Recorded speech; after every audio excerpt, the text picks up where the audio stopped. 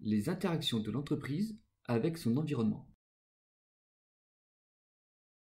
Dans ce dossier, nous traiterons du marché de l'entreprise et ensuite des secteurs institutionnels. Le marché de l'entreprise. Le marché est le lieu où se rencontrent l'offre, les vendeurs, et la demande, les clients, d'un bien ou d'un service sur lequel va s'établir un prix. Ce lieu de rencontre peut être réel, comme un magasin ou un marché, ou alors fictif, c'est le cas des magasins en ligne. On distingue divers types de marchés. Le marché des biens et services, c'est le marché sur lequel s'échangent des biens et des services.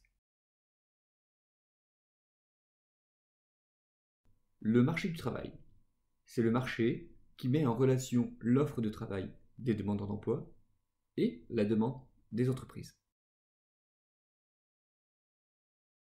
Le marché des capitaux, c'est le marché où se rencontre l'offre de capitaux disponibles, de ceux qui épargnent, et les demandes de financement des agents qui en ont besoin, les demandes de prêt.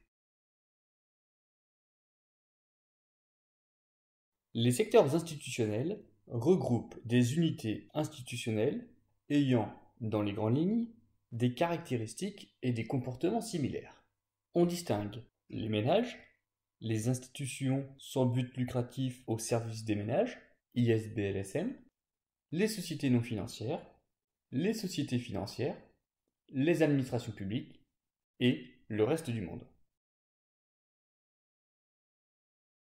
Les ménages, individus ou groupes d'individus considérés tant dans leur fonction de consommateurs que dans celle éventuelle d'entrepreneurs produisant des biens marchands ou des services financiers et non financiers marchands.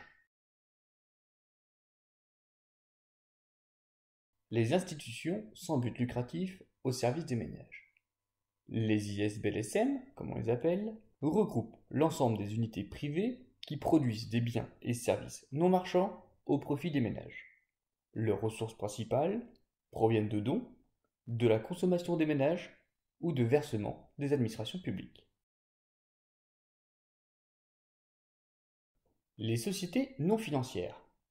Ensemble des unités institutionnelles qui sont des producteurs marchands dont la fonction principale consiste à produire des biens et des services non financiers.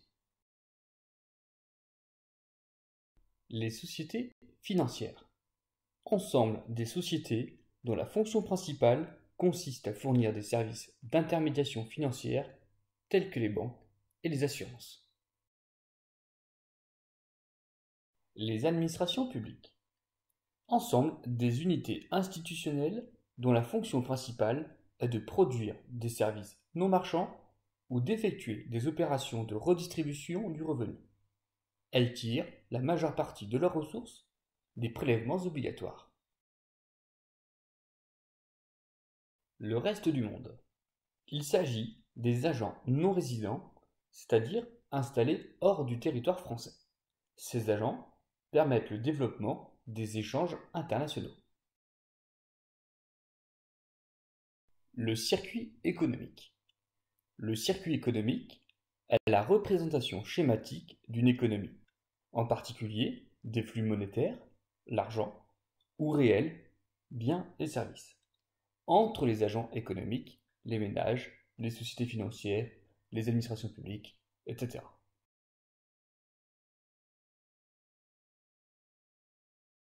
Voici comment on représente le circuit économique. Tout d'abord, nous allons faire apparaître les différents secteurs économiques. Les sociétés non financières, les ménages, les sociétés financières, les administrations publiques et le reste du monde.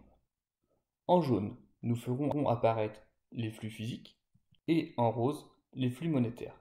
Tout d'abord, intéressons-nous aux ménages. Ils achètent des biens et des services aux sociétés non financières, en échange d'un règlement en argent.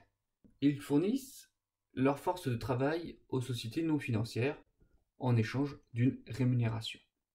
Les ménages obtiennent des prêts auprès des sociétés financières Ces mêmes ménages déposent et remboursent leurs prêts avec des intérêts. Les ménages payent des impôts auprès des administrations publiques. En échange, celles-ci leur fournissent des services publics. Les sociétés financières prêtent de l'argent aux sociétés non financières qui vont lui rembourser ses emprunts avec des intérêts. Ces mêmes sociétés non financières vont également déposer de l'argent sur leur compte bancaire auprès des sociétés financières. Les sociétés non financières vont payer des impôts auprès des administrations publiques en échange de services publics. Les sociétés non financières ont également un lien avec le reste du monde, puisque c'est auprès de ceux-ci qu'elles vont exporter des biens et ou services, et également qu'elles vont entrer des biens et ou services sur le territoire français.